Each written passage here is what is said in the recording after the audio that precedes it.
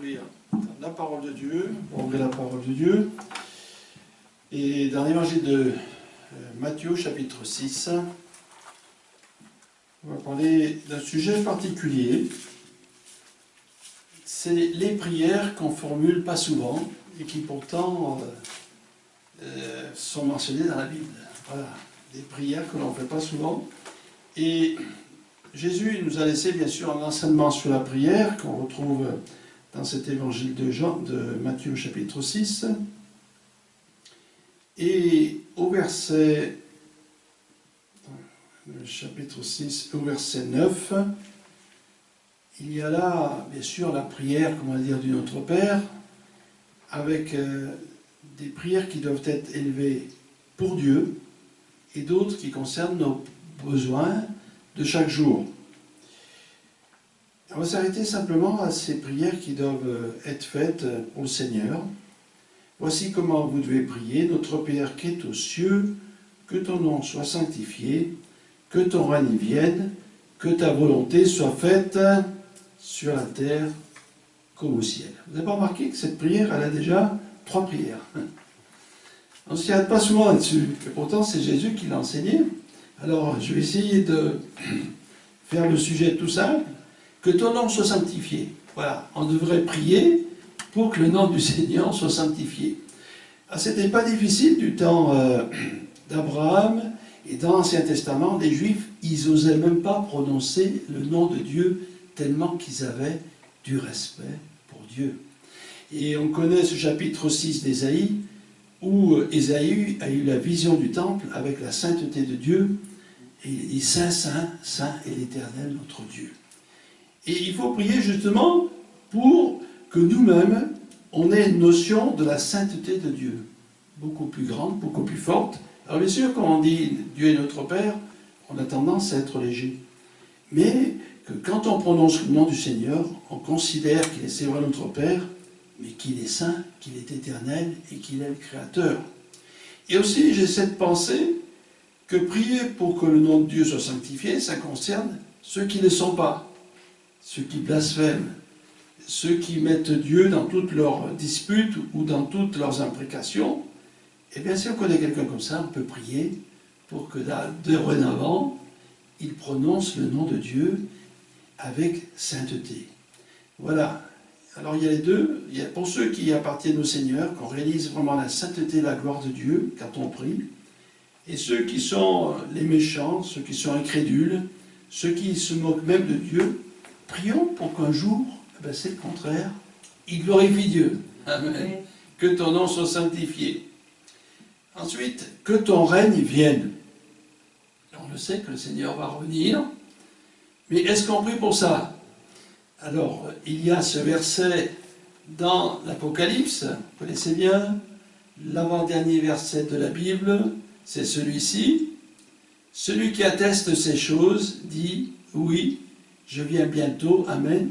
Et cette prière, viens Seigneur Jésus. Elle est courte cette prière, mais c'est une prière parce que ça correspond à un désir de notre cœur. Viens Seigneur Jésus. Et puis c'est pas simplement viens quand tu reviendras, mais pour ceux qui sont mourants en ce moment et qui sont chrétiens, ils vont dire Amen, viens Seigneur Jésus, je vais être content de te revoir. Parce que normalement c'est ça. Que le Seigneur revienne nous chercher au jour où il reviendra chercher les élus ou que nous partions, normalement, on devrait être content de retrouver le Seigneur.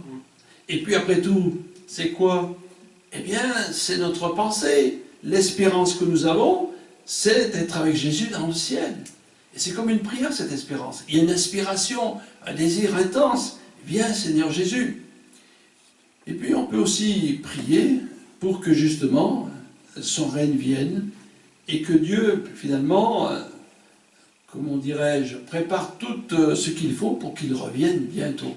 Parce que, vu la situation qu'on a aujourd'hui, vu ce que vivent certains chrétiens dans certains pays, ils doivent dire, Seigneur, viens bientôt, parce que c'est impossible, hein, c'est invivable. Hein. Surtout qu'il est dit dans la parole de Dieu que Jésus reviendra comme du temps de Noé, où les hommes et les femmes avaient leur pensée uniquement tournée vers le mal. Ça ne doit pas être facile.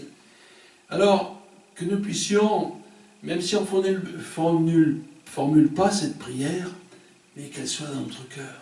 Oh Seigneur, viens, j'ai envie que tu viennes, Seigneur. Qu'est-ce que je serais bien avec toi. Et puis c'est vrai que Seigneur, tu vois les événements qui sont là, mais toi tu peux accélérer les événements. Tu peux faire que les prophéties se réalisent. Les prophéties qui consonnent ta venue. Et puis, bien sûr, il y a cette promesse, Seigneur, que tu nous as laissée dans la Bible. Cette promesse qui dit que tu viendras chercher et sauver ceux qui t'attendent pour leur salut. Et moi j'y crois à cette promesse. Alors Seigneur, Amen, reviens bientôt. C'est l'espérance du chrétien. On peut dire c'est sa finalité. Moi je connais une chrétienne, je l'ai connue, elle est décédée maintenant. Elle avait un cancer, c'est la maman d'un serviteur de Dieu. Et elle a dit, vous savez, demain, à telle heure, Jésus vient me chercher. Je crois que c'était 11h du matin. Et à telle heure, le Seigneur vient me chercher. Voilà. Elle était prête, et elle était déjà dans l'avion, on peut dire. Elle était déjà prête à partir. C'est formidable. Et bien oui, et moi, mon oncle, quelques jours avant son décès, il m'a dit, écoute, prie pour moi, parce que je vais bientôt retrouver le Seigneur. Voilà. C'est là qu'on voit les vrais chrétiens. On les voit là, car de tout leur cœur et avec sincérité, eh bien, ils sont prêts. Ils désirent à la fois, Amen, bien Seigneur Jésus, et ils sont prêts. Voilà. Donc ça, c'était la deuxième prière, qui est toujours dans la prière de notre Père. Et puis, aussi, que ta volonté soit faite sur la terre comme au ciel. Alors ça, oui, on peut prier pour que la volonté de Dieu soit faite. Qu'elle soit faite pour nous, et ce n'est pas toujours gagné. Pourquoi? Parce qu'on est dans la difficulté à comprendre la volonté de Dieu. Alors bien sûr, en lisant la Bible, on comprend ce que Dieu veut pour nous, mais après, personnellement, on a des difficultés. Alors il faut qu'on passe du temps dans la prière, et les missionnaires, les hommes de Dieu, eh bien, ils passent du temps à rechercher la volonté de Dieu. Parce que moi je pense ça, mais est-ce que ma pensée c'est la tienne, Seigneur? Vos pensées ne sont pas vos pensées. Alors c'est sûr que quand on prend du temps dans la prière, les choses s'éclairent. Voilà, les choses s'éclairent, et on arrive à être conduit par le Seigneur. Jésus a pris beaucoup de temps pour prier pour le choix de ses 12 disciples. Il a passé toute une nuit. Et pourtant, c'était Jésus. Donc, on va prier pour que nous puissions comprendre la volonté de Dieu, que nous la recherchions aussi, et pas seulement pour notre vie, mais pour notre Église, pour notre pays, hein, et puis que, finalement, que les choses se mettent en place concernant aussi la volonté de Dieu, c'est le salut des âmes. On sait très bien que le Seigneur reviendra lorsque, eh bien, on aura évangélisé les nations, les tribus, etc. Et il y a quelque chose qu'il faut prier aussi pour la volonté de Dieu, parce qu'il y a un adversaire. Il y a quelqu'un qui s'oppose au plan de Dieu, qui retarde parfois le plan de Dieu, les élèves de Daniel, qui le retarde. Il y a un combat spirituel entre les anges de Dieu, et les anges déchus qui travaillent pour Satan. Il y a un combat, et parfois ça retarde le plan de Dieu. Bien sûr qu'il se fera toujours, hein, mais il y a un combat réellement. Et on peut prier justement pour que ceux qui sont missionnaires, pour ceux qui sont dans des endroits difficiles, eh bien le Seigneur les protège et les aide. Voilà déjà 3 considérations, 3 prières que nous devons peut-être réapprendre à formuler. Vous savez, remarquez, on n'est pris pas bien dans ces choses-là, et c'est dans la Bible. Et c'est même les premières prières que Jésus il donne, et elles concernent Dieu directement, que la volonté de Dieu se fasse. Pas tellement nos besoins à nous, mais que son règne vienne, ça concerne Dieu. Hein, et que le nom de Dieu, eh bien, il soit non seulement respecté, mais élevé. Que la sainteté de Dieu apparaisse. Vous savez qu'il y a quelques années, dans les administrations, même dans les écoles, on priait pour commencer le moment, la journée. Que ce soit dans les bureaux de poste, tout ça, il y avait un moment de prière. Il y a peut-être 100, 200 ans. Il y avait la piété, il y avait la crainte de Dieu avant. Même les gens, ils avaient la crainte de Dieu. Maintenant, Dieu est tellement éloigné que cette crainte a disparu. Mais nous, les chrétiens, on va la faire remonter, cette crainte de Dieu. Gloire à Dieu.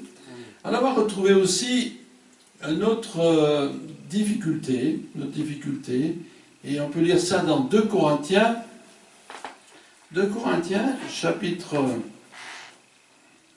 va essayer de trouver ça, attendez. Voilà. 2 Corinthiens, chapitre 12. L'apôtre Paul a eu un problème spirituel. C'était un homme de Dieu, un homme qui a eu du courage, qui a affronté des épreuves, qui a traversé des continents, des pays pour annoncer l'Évangile. On ne peut pas dire qu'il n'avait pas la foi. Il avait la foi. Et lui, personnellement, il va avoir un problème. Alors, on va lire simplement quelques versets. Le verset 7, à partir du verset 7, 2 Corinthiens, chapitre 12, deuxième épître aux Corinthiens, chapitre 12, et au verset 7. Et voilà ce qui est dit, c'est l'apôtre Paul qui parle. « Et pour que je ne sois pas enflé d'orgueil à cause de l'excellence de ces révélations, il m'a été mis une écharde dans la chair, un ange de Satan, pour me souffleter et m'empêcher de m'enorgueillir. 3 fois, j'ai prié le Seigneur de l'éloigner de moi, et il m'a dit, ma grâce te suffit, car ma puissance s'accomplit dans la faiblesse. »